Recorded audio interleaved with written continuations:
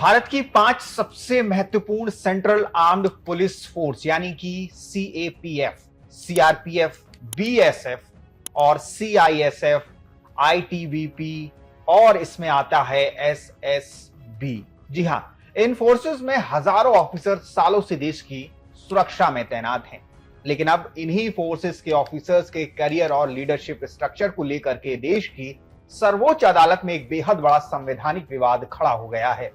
सवाल सिर्फ इतना नहीं है कि सीएपीएफ में आईपीएस ऑफिसर्स डेपुटेशन पर रहेंगे या नहीं, सवाल इससे कहीं ज्यादा बड़ा है। क्या पार्लियामेंट ऐसा कानून बना सकती है जो सुप्रीम कोर्ट के पहले दिए गए निर्देशों के बिल्कुल विपरीत व्यवस्था तैयार कर दे? यानी कि आपको बता दें कि मई 2025 में सुप्रीम कोर्ट ने सीएपीएफ में सीनियर लेवल डेपुटेशन को धीरे धीरे कम करने की बात कही थी, लेकिन अप्रैल 2026 में पार्लियामेंट ने एक नया कानून बना दिया और इस कानून में सीनियर पोजीशंस पर आईपीएस डेपुटेशन के लिए बाकायदा परसेंटेजेस तय कर दिए गए। अब 5 अगस्त 2026 को सुप्रीम कोर्ट ने इसी नए सीएपीएफ एक्ट को चुनौती देने वाली याचिका पर केंद्र सरकार से जवाब मांग लिया है।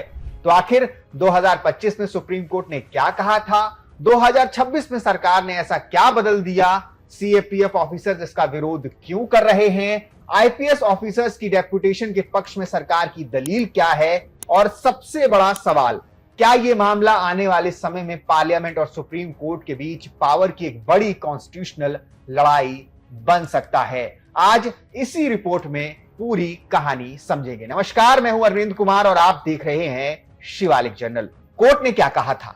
सबसे पहले चलते हैं 23 मई 2025 पर। इस दिन सुप्रीम कोर्ट ने संजय प्रकाश और अन्य बनाम यूनियन ऑफ इंडिया मामले में एक महत्वपूर्ण फैसला दिया। मामला सीएपीएफ के ग्रुप ए ऑफिसर्स के career structure, promotion, cadre review और सीनियर पोस्ट पर डेपुटेशन से जुड़ा था। सीआरपीएफ हो, बीएसएफ, सीआईएसएफ, आईटीबीपी और एसएसबी के ऑफिसर्स की लंबे समय से शिकायत थी कि वो ऑर्गेनाइजेशन में लगातार सेवा करने के बावजूद सीनियर लेवल पर पर्याप्त प्रमोशनल अपॉर्चुनिटीज जो हैं वो मौके जो हैं वो हासिल नहीं कर पा रहे हैं। क्यों?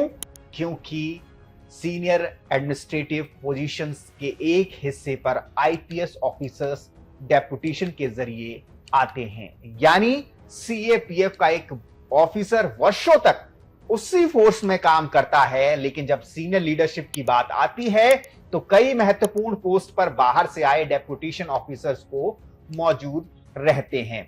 यही शिकायत सुप्रीम कोर्ट के सामने पहुंची और कोर्ट ने करियर स्टैग्नेशन की इस समस्या को गंभीरता से लिया। सुप्रीम कोर्ट ने सीएपीएफ ऑफिसर को ऑर्गेनाइज्ड ग्रुप ए सर्विस के रूप में मान्यता देने से जुड़े मुद्दों पर महत्वपूर्ण फाइंडिंग दी और सीनियर लेवल करियर प्रोग्रेशन को लेकर भी निर्देश दिए। सबसे महत्वपूर्ण निर्देश था सीनियर एडमिनिस्ट्रेटिव ग्रेड यानी कि एसएजी लेवल तक डेपुटेशन पोस्ट को प्रोग्रेसिवली रिड्यूस किया जाए। जी हां, धीरे धीरे रिड्यूस कर दिया जाए और इसके लिए करीब 2 साल की आउटर लिमिट तय की गई। कोर्ट का उद्देश्य साफ था, सीएपीएफ कैडर ऑफिसर्स को भी सीनियर एडमिनिस्ट्रेटिव डिसीजन मेकिंग में ज्यादा अवसर मिले और लंबे समय से चली आ रही स्टैग्नेशन की शिकायत भी दूर हो जाए। लेकिन यहां एक बात बहुत महत्वपूर्ण है। सुप्रीम कोर्ट ने यह नहीं कहा था कि आईपीएस ऑफिसर्स को सीएपीएफ से पूरी तरह बाहर कर दिया जाए। कोर्ट ने ऑपरेशनल रिक्वायरमेंट्स को भी ध्यान में रखा था। यानी मुद्दा था बैलेंस, और एक तरफ सीएपीएफ कैडर ऑफिसर्स का करियर, दूसरी तरफ फोर्स की ऑपरेशनल जरूरत। अब कहानी में आता है साल 2026। केंद्र सरकार ने central armed police force general administration bill 2026 parliament में पेश कर दिया। 25 मार्च 2026 को बिल राज्यसभा में पेश हुआ। इसके बाद पार्लियामेंट के दोनों सदनों से इसे मंजूरी भी मिल गई और 9 अप्रैल 2026 को राष्ट्रपति की मंजूरी के बाद इसे central armed police force general administration act 2026 के रूप में गैजेट में प्रकाशित किया गया। सरकार का उद्देश्य था सीएपीएफ के ऑफिसर्स की रिक्रूटमेंट, प्रमोशन, डेपुटेशन और सर्विस कंडीशंस को लेकर एक व्यापक और यूनिफॉर्म लीगल फ्रेमवर्क तैयार करना। यानी सीआरपीएफ, बीएसएफ, सीआईएसएफ, आईटीबीपी और एसएसबी के लिए एक अम्ब्रेला लॉ लाना। सरकार की नजर में यह एडमिनिस्ट्रेटिव क्लैरिटी और यूनिफॉर्मिटी लाने का कदम था। लेकिन इसी कानून की कुछ प्रोविजंस ने विवाद भी खड़ा कर दिया। अब ध्यान से समझिए, नए सीएपीएफ एक्ट में सीनियर पोजीशंस पर आईपीएस डेपुटेशन को लेकर स्पेसिफिक प्रोविजन है। इंस्पेक्टर जनरल यानी आईजी लेवल पर 50% पोस्ट, एडिशनल डायरेक्टर जनरल यानी कि एडीजी लेवल पर minimum 67% post, senior director general यानी एसडीजी और डायरेक्टर जनरल यानी डीजी लेवल पर 100% पोस्ट, यानी कानून सीनियर लीडरशिप स्ट्रक्चर में आईपीएस डेपुटेशन को स्टैच्यूटरी बैकिंग देता है। और यहीं से 2025 के सुप्रीम कोर्ट जजमेंट के साथ पोटेंशियल कॉन्फ्लिक्ट का सवाल भी पैदा होता है, क्योंकि 2025 में supreme court senior level deputation को प्रोग्रेसिवली रिड्यूस करने की बात कर चुका था, जबकि 2026 का एक्ट सीनियर पोजीशंस पर डेपुटेशन के लिए निश्चित स्टैच्यूटरी स्ट्रक्चर देता है, यानी कि इतना होना ही चाहिए, इससे कम नहीं होगा। आपको बता दें, अब आते हैं उन ऑफिसर्स की दलील पर जिन्होंने सुप्रीम कोर्ट का दरवाजा खटखटाया है। उनका सबसे बड़ा जो कंसर्न है, उनकी सबसे बड़ी जो चिंता है, वो कैरियर प्रोग्रेशन की है। कल्पना कीजिए, एक ऑफिसर सीएपीएफ में असिस्टेंट कमांडेंट के रूप में ज्वाइन करता है, फिर deputy commandant, second in command और फिर कमांडेंट, ये जो पोस्ट है, उसके बाद डीआईजी, आईजी, फिर जो है और फिर वो सीनियर लीडरशिप तक पहुंचने का सपना देखता है। लेकिन अगर सीनियर पोजीशंस का एक बड़ा हिस्सा डेपुटेशन के लिए पहले से तय हो तो सवाल उठता है, सीएपीएफ कैडर ऑफिसर आखिर कितनी ऊंचाई तक पहुंच पाएगा? यही कैरियर स्टैग्नेशन की समस्या है। पिटिशनर का आर्गुमेंट है कि सीएपीएफ ऑफिसर ने वर्षों तक अपनी फोर्स के अंदर काम किया है। उन्होंने बॉर्डर ऑपरेशंस देखे हैं, काउंटर इंसर्जेंसी ऑपरेशंस देखे हैं, इंटरनल सिक्योरिटी ड्यूटीज की हैं, लॉ एंड ऑर्डर सिचुएशंस में भी काम किया है, और इसीलिए उनके पास फोर्स स्पेसिफिक इंस्टीट्यूशनल एक्सपीरियंस भी है। उनका कहना है कि सीनियर लीडरशिप में इस अनुभव का पूरा इस्तेमाल होना चाहिए, और अगर टॉप पोस्ट का बड़ा हिस्सा डेपुटेशन के लिए रिजर्व रहेगा तो कैडर ऑफिसर के कैरियर अपॉर्चुनिटीज भी प्रभावित होंगे। यही वो ग्रेवियांस है, यही वो उनकी चिंता है, जिससे सुप्रीम कोर्ट ने 2025 में भी गंभीरता से लिया था। अब कहानी का दूसरा पक्ष सुनते हैं, क्योंकि अगर हम सिर्फ सीएपीएफ ऑफिसर्स का पक्ष दिखाएंगे तो पिक्चर अधूरी रहेगी। सरकार के सामने भी कुछ महत्वपूर्ण ऑपरेशनल आर्गुमेंट्स हैं। सीएपीएफ सिर्फ एक ऑर्गेनाइजेशन के रूप में काम नहीं करते। इनकी भूमिका नेशनल सिक्योरिटी से लेकर बॉर्डर मैनेजमेंट और इंटरनल सिक्योरिटी तक फैली हुई है, और कई परिस्थितियों में सीएपीएफ को स्टेट पुलिस, स्टेट गवर्नमेंट और दूसरी सिक्योरिटी एजेंसीज के साथ क्लोजली कोऑर्डिनेट करना पड़ता है। आईपीएस ऑफिसर्स का करियर पुलिसिंग सिस्टम में होता है। उन्हें लॉ एंड ऑर्डर, इन्वेस्टिगेशन, इन तरह की तमाम जो है district policing, state level policing, इन तरह की तमाम इंटर एजेंसी कोऑर्डिनेशन का व्यापक अनुभव मिलता है। सरकार ये तर्क दे सकती है कि सीनियर सीएपीएफ लीडरशिप में आईपीएस ऑफिसर की प्रेजेंस बॉर्डर पुलिसिंग और एडमिनिस्ट्रेटिव कोऑर्डिनेशन को मजबूत कर सकती है। यानी सरकार के नजरिए से ये केवल प्रमोशन का सवाल नहीं है, ये ऑपरेशनल एफिशिएंसी और नेशनल सिक्योरिटी कोऑर्डिनेशन का भी सवाल है। और यही इस विवाद को कॉम्प्लिकेटेड बनाता है, क्योंकि दोनों पक्षों के पास अपने अपने आर्गुमेंट्स हैं। अब आते हैं सबसे बड़े सवाल पर। पिटिशनर ने 2026 के एक्ट की कॉन्स्टिट्यूशनल वैलिडिटी को चुनौती दी है। जी हां, उनका कहना है कि यह कानून संविधान के आर्टिकल 14, 16 और 21 के खिलाफ है। यानी कि article 14 equality before law, article 16 कहता है पब्लिक एम्प्लॉयमेंट में इक्वल अपॉर्चुनिटी, और आर्टिकल 21 जो है हमारे संविधान का, वो कहता है कि लाइफ एंड पर्सनल लिबर्टी से जुड़ा कॉन्स्टिट्यूशनल प्रोटेक्शन हमें मिलना चाहिए। पिटिशनर का ब्रॉडर आर्गुमेंट है कि सीएपीएफ कैडर ऑफिसर्स और डेपुटेशन ऑफिसर्स के बीच सीनियर कैरियर अपॉर्चुनिटीज का जो स्ट्रक्चर बनाया गया है, वो कॉन्स्टिट्यूशनल इक्वालिटी और फेयर अपॉर्चुनिटी के सवाल खड़े करता है।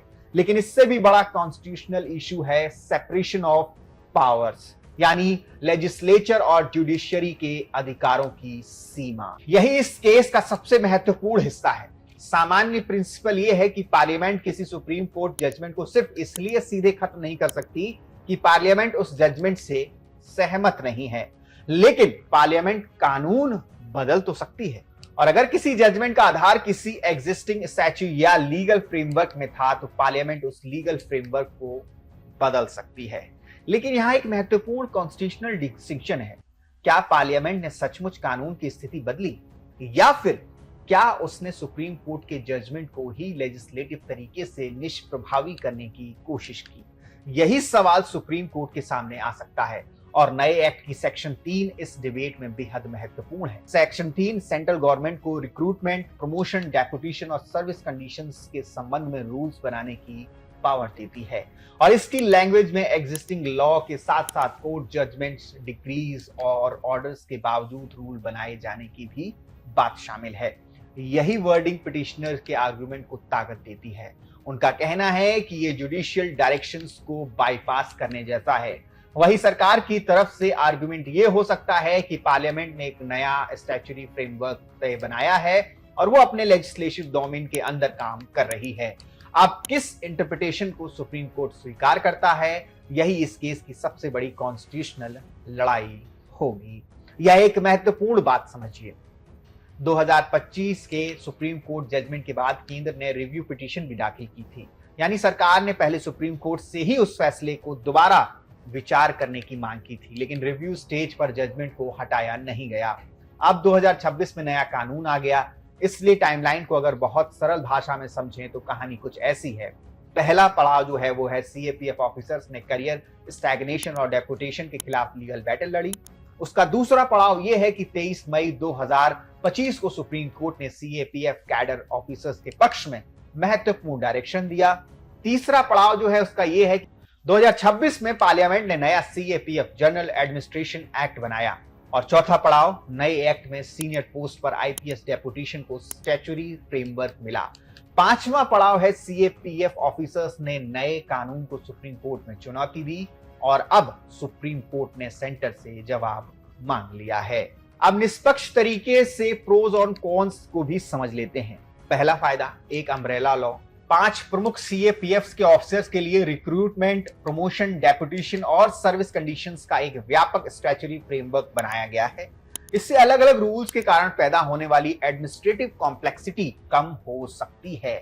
दूसरा फायदा यह है कि यूनिफॉर्मिटी, यानी कि सीआरपीएफ, बीएसएफ, सीआईएसएफ, आईटीबीपी और एसएसबी के सर्विस फ्रेमवर्क में ज्यादा यूनिफॉर्मिटी लाई जा सकती है। तीसरा फायदा है ऑपरेशनल फ्लेक्सिबिलिटी। सरकार को सीनियर लीडरशिप और डेपुटेशन के मामले में ऑपरेशनल रिक्वायरमेंट जो है के हिसाब से ऑफिसर्स की नियुक्ति करने में फ्लेक्सिबिलिटी मिल सकती है। चौथा फायदा है कोऑर्डिनेशन। सरकार का आर्गुमेंट है कि आईपीएस ऑफिसर की डेपुटेशन सेंट्रल, स्टेट और पुलिस सिक्योरिटी कोऑर्डिनेशन में मदद कर सकती है। इसलिए कानून के समर्थन जो है इससे सिर्फ आईपीएस को फायदा पहुंचाने वाला कानून नहीं बल्कि एडमिनिस्ट्रेटिव और ऑपरेशनल एफिशिएंसी से जोड़कर देखते हैं। वहीं आपको बता दें कि इसके कॉन्स क्या है, मतलब इसके जो नेगेटिव साइड है वो क्या है।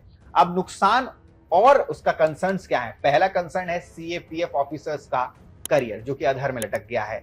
अगर आईजी लेवल पर 50%, एडीजी पर मिनिमम 67% और डीजी तथा एसडीजी लेवल पर 100% पोस्ट डेपुटेशन से जुड़ी हो तो सीएपीएफ कैडर ऑफिसर्स के लिए टॉप लीडरशिप पोजीशंस में वास्तविक अवसर कितने बचते हैं, यही सबसे बड़ा सवाल है। दूसरा कंसर्न है मोराल का। अगर किसी ऑर्गेनाइजेशन के ऑफिसर्स को लंबे समय तक ये महसूस हो कि टॉप लीडरशिप तक पहुंचने के रास्ते सीमित हैं, तो इसका असर ऑर्गेनाइजेशनल मोराल पर भी पड़ता है। तीसरा कंसर्न है इंस्टीट्यूशनल एक्सपर्टाइज, यानी कि सीएपीएफ कैडर ऑफिसर डेडिकेट होते हैं जो कि डिकेड्स तक लॉन्ग फॉर्म स्पेसिफिक एक्सपीरियंस लेकर सीनियर रैंक तक पहुंचते हैं। क्या उस एक्सपीरियंस को टॉप लीडरशिप में पर्याप्त जगह मिल रही है, यह भी एक महत्वपूर्ण सवाल है। चौथा और सबसे बड़ा कंसर्न है जुडिशरी और लेजिस्लेचर। अगर पार्लियामेंट का नया कानून किसी सुप्रीम कोर्ट डायरेक्शन के प्रैक्टिकल इफेक्ट को बदलता है तो फ्यूचर में ऐसे लेजिस्लेटिव रिस्पॉन्सेस की कॉन्स्टिट्यूशनल सीमा क्या होगी। यही प्रश्न इस केस को सीएपीएफ सर्विस डिस्प्यूट से उठाकर एक ब्रॉडर कॉन्स्टिट्यूशनल डिबेट बना देता है। ये बात बेहद स्पष्ट रहनी चाहिए। 5 अगस्त 2026 तक सुप्रीम कोर्ट ने एक्ट को अनकॉन्स्टिट्यूशनल घोषित नहीं किया है। जी हाँ, कोर्ट ने सेंटर को नोटिस जारी किया है और जवाब मांगा है, यानी मामला अभी शुरुआती स्टेज में है। अब केंद्र सरकार अपना पक्ष रखेगी, इसके बाद पिटिशनर और सरकार के आर्गुमेंट सुने जाएंगे। फिर सुप्रीम कोर्ट यह तय कर सकता है कि क्या पूरा एक्ट कॉन्स्टिट्यूशनल है, क्या कुछ स्पेसिफिक प्रोविजंस जो हैं वो अनकॉन्स्टिट्यूशनल हैं, क्या पार्लियामेंट ने अपने लेजिस्लेटिव पावर के भीतर काम किया है क्या 2026 का एक्ट 2025 के सुप्रीम कोर्ट जजमेंट के प्रभाव को वैध तरीके से बदलता है, और क्या सीनियर पोस्ट पर तय IPS reputation percentage constitutional requirement को सेटिस्फाई करते हैं? इन सभी सवालों के जवाब आने वाले प्रोसीडिंग में मिलेंगे। अब सबसे महत्वपूर्ण बात, आगे कई पॉसिबिलिटीज हो सकती हैं। Possibility number 1, supreme court act को पूरी तरह अपहोल्ड कर दे। इस स्थिति में पार्लियामेंट का नया फ्रेमवर्क जारी रहेगा। पॉसिबिलिटी नंबर 2, कोर्ट कुछ प्रोविजंस पर सवाल उठाए। उदाहरण के लिए सीनियर पोस्ट पर डेपुटेशन परसेंटेज या रूल मेकिंग पावर से जुड़े प्रोविजंस को कॉन्स्टिट्यूशनल वैलिडिटी की जांच हो सकती है। पॉसिबिलिटी नंबर 3, कोर्ट ये कह सकता है कि पार्लियामेंट को नया लॉ बनाने का अधिकार तो है, लेकिन ऐसा कानून सुप्रीम कोर्ट के बाइंडिंग जजमेंट को केवल लेजिस्लेटिव वर्डिंग के जरिए न्यूट्रलाइज नहीं कर सकता। पॉसिबिलिटी नंबर 4, कोर्ट दोनों पक्षों के इंटरेस्ट के बीच कोई बैलेंस निकाल सकता है, यानी ऑपरेशनल रिक्वायरमेंट्स के लिए डेपुटेशन की गुंजाइश रहे, लेकिन सीएपीएफ कैडर ऑफिसर्स के कैरियर प्रोग्रेशन के लिए भी पर्याप्त इंस्टीट्यूशनल स्पेस जो है वो सुरक्षित हो। अभी इनमें से किसी भी पॉसिबिलिटी को फाइनल आउटकम कहना सही नहीं होगा। सबसे बड़ा सवाल तो क्या आखिर ये पूरा मामला है किसका? सिर्फ आईपीएस बनाम सीएपीएफ का? नहीं। सिर्फ प्रमोशन का? नहीं। ये जो पूरा जो ये है, ये सिर्फ एक नए कानून का ये सवाल है? ये भी नहीं है। आपको बता दें, असल में ये मामला 3 बड़े सवालों के इंटरसेक्शन पर खड़ा है। पहला, नेशनल सिक्योरिटी और ऑपरेशनल एफिशिएंसी। क्या सीनियर सीएपीएफ लीडर्स में आईपीएस डेपुटेशन फोर्स के काम को बेहतर बनाती है? दूसरा, सीएपीएफ कैडर ऑफिसर्स का करियर और मोराल। क्या जो ऑफिसर पूरी जिंदगी उसी फोर्स में सेवा करते हैं उन्हें टॉप लीडरशिप में पर्याप्त अवसर मिलना चाहिए? और तीसरा, सबसे बड़ा कॉन्स्टिट्यूशनल सवाल है, जब सुप्रीम कोर्ट किसी सर्विस स्ट्रक्चर पर दिशा निर्देश देता है तो उसके बाद पार्लियामेंट नया कानून बनाकर उस व्यवस्था को बदलता है, तो लेजिस्लेटर की सीमा कहां खत्म होती है और जुडिशरी की अथॉरिटी कहां से शुरू होती है? यही इस पूरे मामले का असली केंद्र है। आज की तारीख में इतना जरूर साफ है, सीएपीएफ एक्ट 2026 अभी सुप्रीम कोर्ट की कसौटी पर है। कोर्ट ने सेंटर से जवाब मांग लिया है और आने वाली सुनवाई सिर्फ सीआरपीएफ, बीएसएफ, सीआईएसएफ, आईटीबीपी और एसएसबी के हजारों ऑफिसर्स के करियर का भविष्य तय नहीं कर सकती, बल्कि ये भी स्पष्ट कर सकती है कि पार्लियामेंट और सुप्रीम कोर्ट के बीच ऐसे मामलों में कॉन्स्टिट्यूशनल बैलेंस आखिर किस तरह काम करेगा।